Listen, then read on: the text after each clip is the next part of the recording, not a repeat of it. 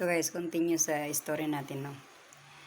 Sabi ko, gusto mo magkaroon ng views na yung bang mag-viral yung views mo, yung video mo kasi alam mo, kapag hindi nag-viral yung views mo, yung mga video mo, wala ka rin mapapala, di ba?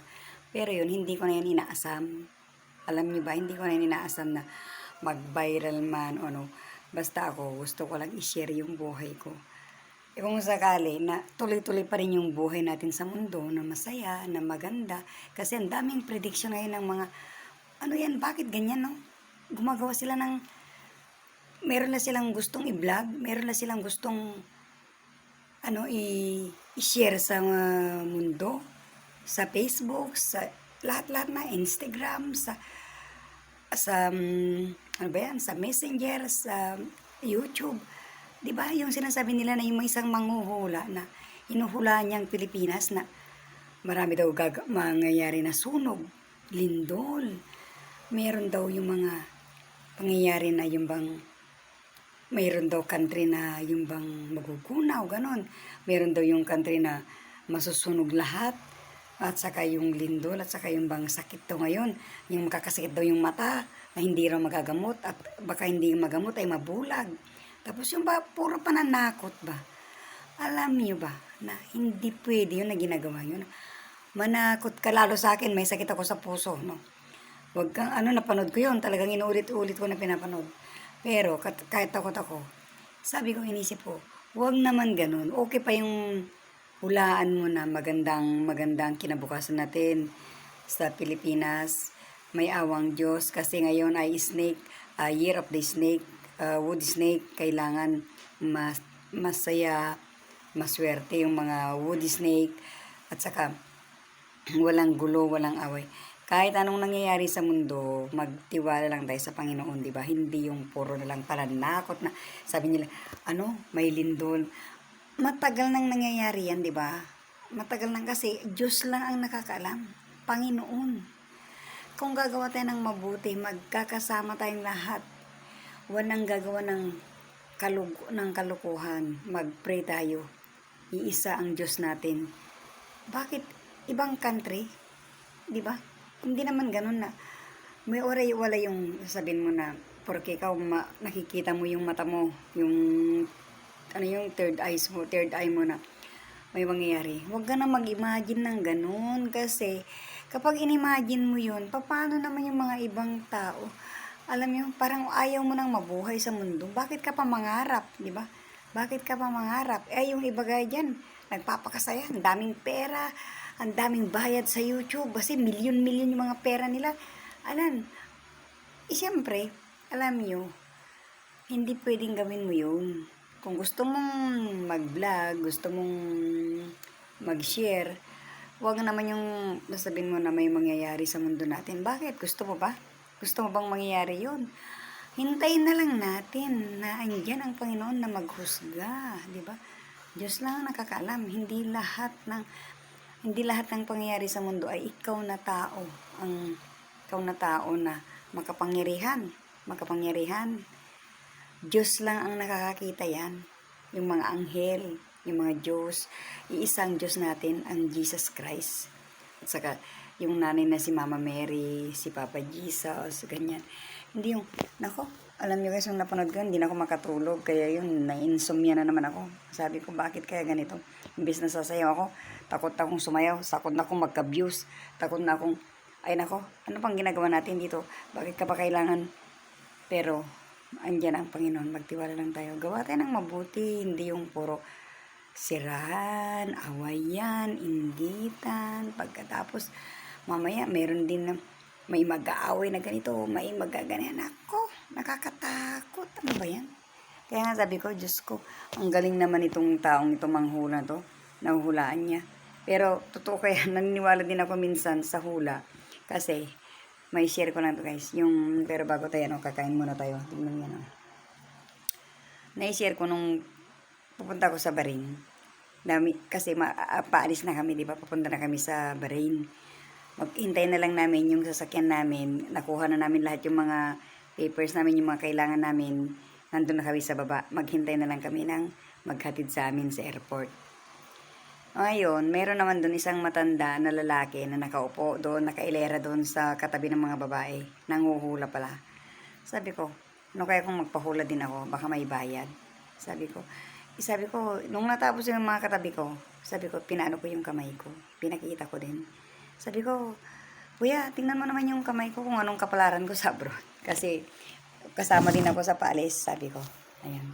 Tapos sabi niya, pagtingin pa lang niya yung kamay ko. Sabi niya sa akin, ay, sabi niya, maswerte ka. Sabi niya sa akin, maswerte ka. Good luck, sabi niya. Kasi, ang amo mo ay mabait. Ang amo mo ay mabait, silang mag-asawa. Tapos, mag-alaga ka lang ng isang bata. Totoo yan, hindi ako na sinungaling. Isang baby na kapapanganak pa lang. Sabi ko, sabi ko, masaya ako kasi narinig ko yun na mabait yung mga amo ko. Pero hindi pa rin ako kumpante. Tiwala pa rin ako sa Panginoon. Tapos, yun, hindi ko iniisip yun. Binaliwala ko yun. Hindi ko yun iniisip. Basta ang iniisip ko yung mga anak ko, kung paano sila, yung maiwanan ko, yung pag-alis ko kasi siyempre malungkot ako. After nakatapos na, nung nag-flight na ako, nandun na kami. Ayan, nagpunta na yung isang lalaki doon sa agency. Matangkad, gwapo, matangkad, mukhang mabait, saka ang ganda. Parang si Piolo, ay hindi si Piolo, yung may kahawig na artista dito sa Pilipinas, pero hindi ko nang alam ang pangalan. Pero ang gwapo. Tapos, nakinausap niya yung isang agency, yung isang secretary doon sa agency. Tapos, tinawag ako. Sabi ko, siya na yata yung amo ko. Ang gwapo naman yung amo ko, sabi ko. Buti yan, gwapo. Parang hindi ka napapagod na nagtatrabaho kasi ang nakikita mo sa kasama mo yung trabaho di ba? Kasi kapag nagtatrabaho ka, makakita ka ng gwapo, parang maganda yung loob mo, di ba? Ganyan ako, totoo yan. Ugali ko yan talaga. Umahanga ako sa mga gwapo kasi siyempre gwapo, di ba? Sabi ko, gwapo.